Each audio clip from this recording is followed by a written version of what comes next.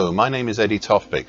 I'm Head of Technical Analysis and Senior Markets Analyst at ADM Investor Services International Limited, and here is your weekly technical analysis of the Chicago soybean complex. Chicago soybeans. The key recent pattern here has been the ascending triangle formed over late June through to late July. That also could be counted on the continuation charts that I use as a double top, and possibly even a triple top. The ascending triangle is highlighted in dark blue on my daily chart here.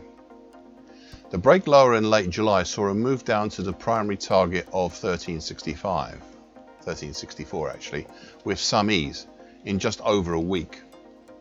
The harder to reach secondary target X in the 1278 zone, well, that has, as the adjective phrase indicates, has been harder to reach.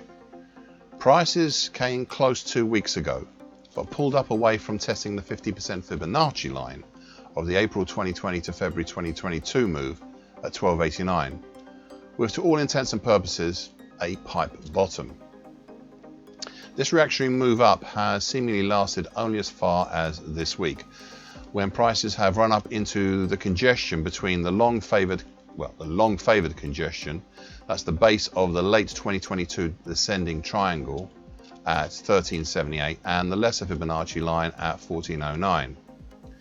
We also have in that area other congestions at 1386 and 1400, plus the declining medium moving average currently at 1381, and the short medium moving average currently 1401. It seems that much as I said 3 weeks ago, and I quote, "Overall, the picture is thus. We now have the short, medium and medium moving averages as overhead resistances, plus the combination of the base of the late 2022 descending triangle plus the lesser Fibonacci line, both at 1378. This leaves, and that's the end of the quote, this leaves the door open to try and see if the market can make it down to target X at 1278. However, I did lay out an alternative 6 weeks ago, which still seems valid and which also still needs to be considered, and I quote, it was to look at the whole mid-March to date action as a possible very large reverse head and shoulders pattern. It is still too early on this one to verify such a pattern, but it is worth considering, though the one key point against it is the location of this pattern. It does not look close to a bottom, as the November 2021 low, the 2021 low indeed, is lower. However, I would keep this idea in the back of your mind just in case." End of quote. So I would continue to keep this idea in the back of your mind just in case, even if target X is reached, as a lot will depend on what the market will do there, should of course it reach down that far.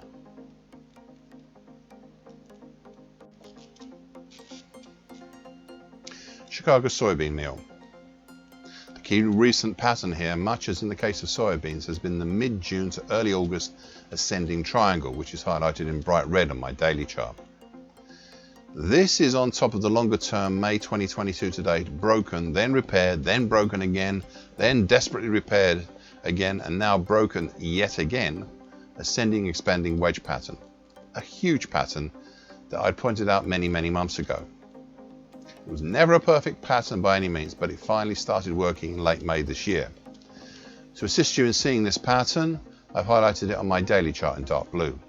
However, the upper trend line is exiting top left, though the lower trend line, currently at 431.30, is still here and has been very relevant to the current market, as it is also the neckline of the huge December 2021 to June 2022 head and shoulders continuation pattern.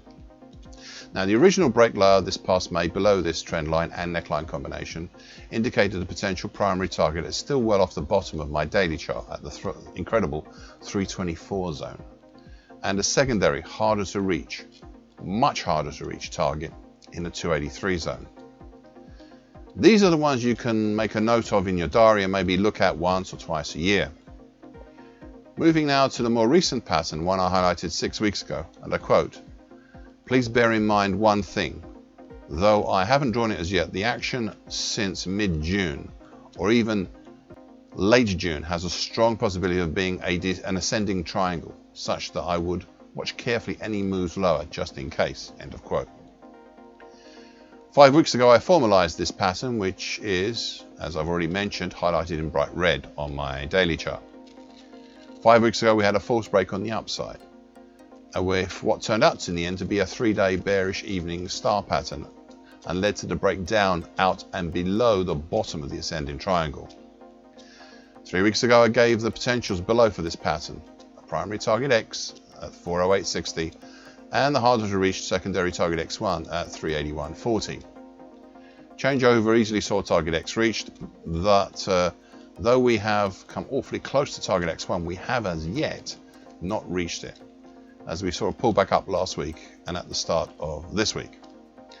However, prices have run into traffic overhead from the rising short medium moving average, currently at 414.40, and perhaps more important, declining medium moving average, currently 416.20. Enough that we had a 3-day bearish evening star pattern formed over this past weekend, and from which we have seen the recent declines. This prompts me to still leave target X1 open and live, and to see if prices do struggle back down to the sub 390 level. Finally, this brings me once again to my final point, which I raised 13 weeks ago and to which I will keep raising for the rest of this year, well, at the very least. You see, on my long-term monthly charts, with nearly 3/4 of the year gone, 2023 is set up to possibly be an annual key reversal. Thus, if we were to close on New Year's Eve, either above 471 even or under 399.10, then we'd be on. Anything in between would have a lesser outside year. Right now we're looking at a possible outside year, but we still have so many months still to go. Chicago soybean oil. The somewhat dated now key pattern here had been the late November 2022 to early June 2023 descending wedge pattern. This is easily seen as it's highlighted in purple on my daily chart. It was not a perfect pattern. You could hardly expect it to be after over 6 months of continuously watching the market try and thread in between the two trend lines. Over 12 weeks ago, the market broke up and out of this pattern and managed to reach the previously highlighted primary target in the 67.5 area. Still has a secondary, harder to reach target X1 up at 78.20 area, but I think for now I'll set this aside, this target aside for the moment at least. 4 weeks ago I highlighted a newer potential pattern that the hesitations throughout July and now going into August seems to have constructed, and I quote, "Well, we might form a July to date head and shoulders pattern, but I'll reserve my thoughts on that until I see some more action in building a second shoulder," end of quote. Since then we seemingly have seen the construction of that second shoulder, with a neckline highlighted in dark blue on my daily chart, currently at 63.92. But we have also seen the construction of a handle or extension onto this head and shoulders pattern. This has set back the idea of whether this head and shoulders pattern was a head and shoulders top or a head and shoulders continuation pattern. It also brings close to the idea that this pattern may be morphing into another pattern, such as an ascending triangle, with the flat top on the 50% Fibonacci line of the April 2022 to May 2023 move at 66.18. I am just for now discussing this idea here, but it's worth thinking about, especially as well as other potential patterns this head and shoulders pattern may possibly morph into. Now, one final thing, and it's something I mentioned 9 weeks ago and ever since. It was this, and I quote, "I would consider this descending wedge pattern just may have lately morphed into a possible scallop pattern," end of quote. I am not going to expand on this idea any further at this time, but I wish you and also me to just keep this in mind, especially as such relevant action or recent action as we've seen itself here itself, and also the head and shoulders action, well, they may fall into such a pattern idea. Thank you for listening. This weekly broadcast gives the essential market patterns and consequences. Please be aware of the risk disclaimer posted both at the front and the back of this broadcast. Copyright is Eddie Tofpik and ADM Investor Services International Limited. And here comes the final important bit.